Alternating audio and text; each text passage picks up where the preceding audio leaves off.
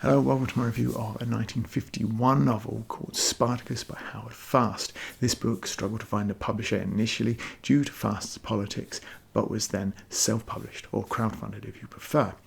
In the following 10 years, the changes in the political landscape meant that it went through a number of different printings, and this slightly unorthodox publishing process may well be the cause of numerous typing and other errors, some slightly strange authorial decisions that a stronger combination of editor and publisher might well have resolved. The plot tells of Spartacus, a third-generation slave turned gladiator who leads an escape from the gladiator school that eventually becomes a rebellion and then known as the Third Servile War.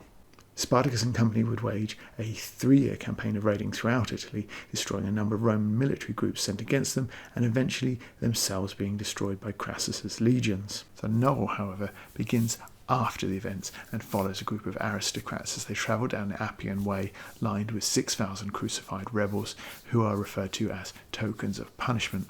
These aristocrats represent the end of Empire Romans, led by the young fop Caius. They are largely unconcerned with the men on the crosses, the various people who cross their paths, and ruminate on Spartacus when they do.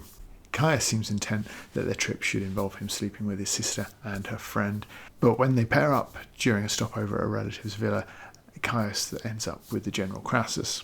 The tale of Spartacus's rebellion is briefly mentioned in flashbacks in this part of the novel, which exists largely to sharply contrast the lot of the wealthy with the lot of the slaves. The tone is a consistent and thoughtful melancholy throughout, constantly reflecting on the cruelty and inhumanity of slavery, and with this focus on broader themes, Fast eschews large parts of Spartacus's tale, perhaps weighing the conflicting historical accounts, but at the same time he's happy to attribute thoughts and motives to Spartacus that there is no historical account to support.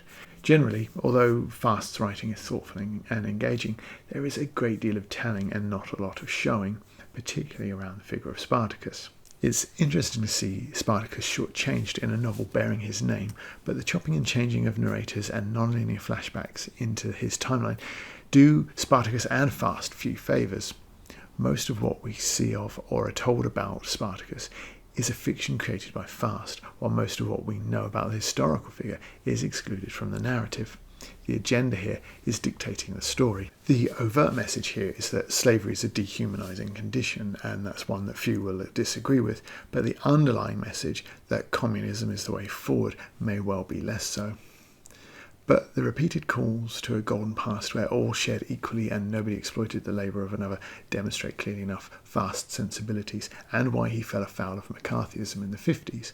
One suspects that an accomplished editor might have pointed out to Fast that the gladiator army, headed by the godlike figure of Spartacus and racially segregated in the early going, reads rather closer to a different ideology, unmentionable on YouTube, but rarely not mentioned on Twitter. And the book is split into 8 sections and switches between narrators, tenses and timelines. Characters like Caius and his crowd take more of a back seat, even at times in parts of the tale where they are present. Some of this actually becomes unintentionally comical. In part 2, Crassus is telling Caius a story about Batiatus, but Fast narrates the tale from Batiatus's perspective, which is hard to overlook when Batiatus, the gladiator trainer, describes Crassus himself like this. The general was really very personable, with fine, strong, manly features and nothing condescending about him. Yes, General, I'm sure you are, but perhaps your ego is getting in the way of your storytelling, which is something that can also be said of Fast, because this inconsistency is not reflected in any great change of tone or style, regardless of who's narrating. And it's hard to describe the scattering of Spartacus's story across space and time as helping either. The gladiator trainer, Batiatus, for example, is a serious player in part 2, but without warning is described as dead in later chapters, but reappears in a later chapter set earlier to give his deposition to the Senate. In one random chapter, it feels also like Fast is quoting the official record, while in others, the typing errors spoil key moments of plot and character. Despite this, Fast's downbeat tone and style is generally effective in promoting the novel's message as deeper and more thoughtful than it might have been in lesser hands. The mature narrator looks back into the past with an authoritative and assessing eye. Home and family and honour and virtue and all that was good and noble was defended by the slaves and owned by the slaves, not because they were good and noble, but because their masters had turned over to them all that was sacred. As the novel progressed, I was interested to see if Fast could switch it up when required. An entire novel in this reflective style could easily slip into some sort of monotone. But in a couple of scenes, Fast switches to a present tense. One is a flashback scene where Caius visits the gladiator school, a visit that will prove the catalyst for Spartacus's revolt. Here, two unnamed gladiators are made to face off, and though the scene is well written, it would be more effective if those two characters were known to us. The unnamed Jewish fighter is named later in the novel.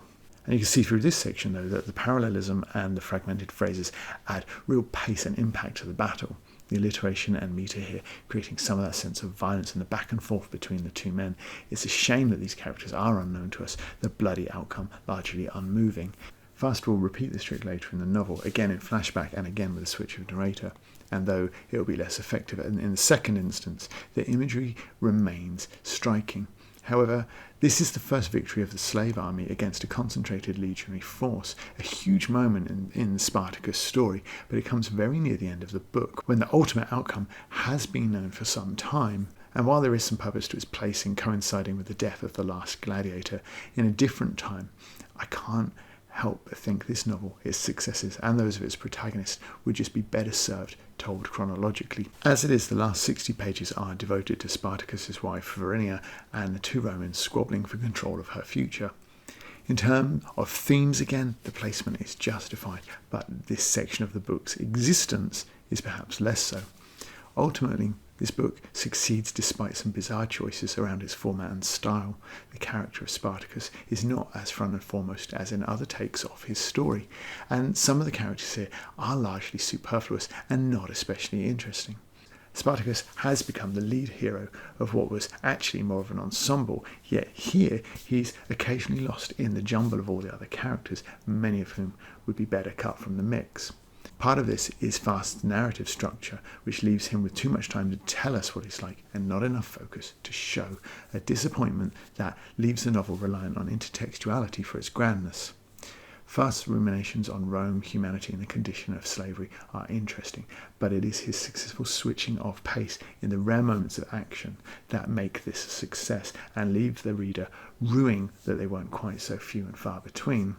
Spartacus's life as a slave, gladiator, rebellion leader and general was one awash in blood and violence. There's precious little of that here, and while it is hard to recommend this novel over other takes of the character, not least the Kubrick movie that's based on it, but recommend it I do nonetheless. Thank you for watching, and I hope you enjoyed this review, and if you did, don't forget to like, subscribe, ring the bell, and I will see you in the next one.